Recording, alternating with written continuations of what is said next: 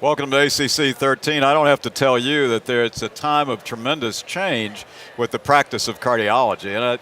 And, change is inevitable, and I'm joined by two experts who are really doing everything they can to educate us and to really educate our members and educate Congress, I might say, about what's going on, Exactly. which is a tough job. Exactly. So, Dr. Bill Oetgen, Bill, you're the Senior Vice President for Science and Quality, is that correct? That's correct. And Jim Fasules, who's the Senior Vice President of Advocacy. Yes, sir. And we were sitting here talking, and I didn't really realize that how closely tied your two missions are. So, Bill, let me start with you. This whole concept, the ACC's put a lot of work into this quality initiative.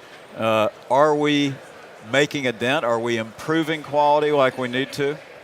I think we are, and a very good example of that is the door-to-balloon project that we started about 6 years ago, which greatly reduced the time that it takes for a patient to get the balloon inflated when they come in with an acute MI.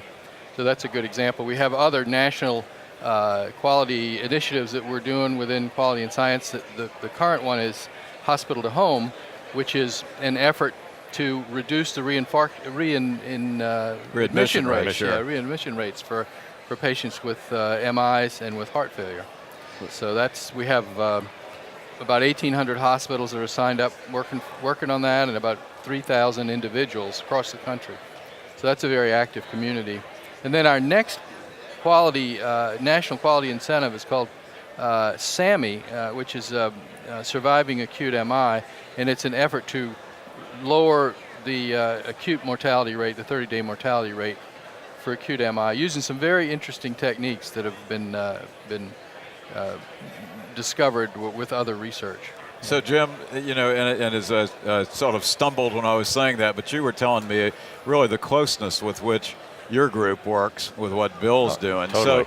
So in the advocacy issue, obviously everybody's crazy about cost and reductions and all that sort of stuff. Tell me about how this sort of intertwines, because there's some interesting things going on. I think it intertwines in that we could discuss costs and just, woe was me, you're cutting my costs, but what are the alternatives? Right. And the alternatives are doing the right thing at the right time, doing something because we should, not because we can. And that ties into the quality measures, the quality tools such as Focus and other tools that help us decide when to do a study, when not to do a study. And the appropriate use criteria. Yeah. And I was going to tie that into also in the choosing wisely, things that we should discuss with the patients about not doing. So when we go up to the Hill, we're actually talking about how the quality measures tie in with the educational process of knowing what you have to get better at and improving the concept and the contents and efficiency.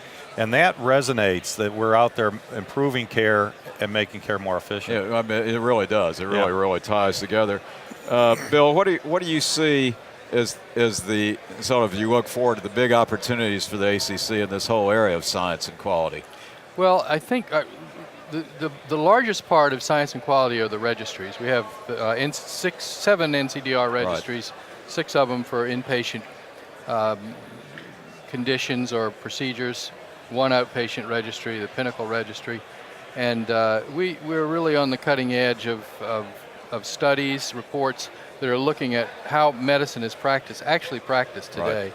And with that, physicians can use that information, develop quality improvement programs to raise the level of the care that they're providing across many different aspects of clinical cardiology. So that's probably the biggest growth area within science and quality now. Super. What about in the advocacy area? And also the question I'd have is, how do you get the average member more involved? Well, I think the average member is very involved, if nothing, by worrying. They're involved thinking about it. I think there's a lot of ways to get involved. The chapter. We now are developing sections and councils of interest and being involved in that, so you can work on your interest. We have the Conference, the Legislative Conference every fall. The other thing, of course, is the PAC. The PAC it gets us access to the members of Congress, and getting our message heard is really important. If you had, it's a tough question. I'll just throw this out. If you had to look ahead 5 years, you know, hopefully we'll still all be here. Yeah. Had to look at 5 years. Where do you think your two sort of sections are going to be, or where's the college going to be? Well, I think the country is moving toward paying for value rather Absolutely, than volume, and I think that is inevitable. And what we're trying to do within science and quality, and in conjunction with advocacy and education, right. the three divisions are really working hand in hand. We're trying to figure out a way to affect the future, to make it happen in a way that's best for patients and least disruptive for our members. I think the other thing is we don't know what model is going to be out there. Right. and I don't think in the United States we're going to have one model fits all. No. So the way we're approaching this is give our members the tools to have highly effective, highly efficient quality care, better outcomes, regardless of the payment system, regardless of the delivery system that they're in. The registries can be used in any delivery system. Absolutely. The decision support tools like Focus can be used in any system. The lifelong learning portfolio, all will improve care regardless of where we morph to over the next 5 to 10 years. You know, it's interesting because I really hadn't thought about it before we had a chance to sit down and talk, is the concept of how these three are really interrelated, and they really do move the process forward. And I think that's a good message for the members to understand. And I think the success is the door-to-bloom.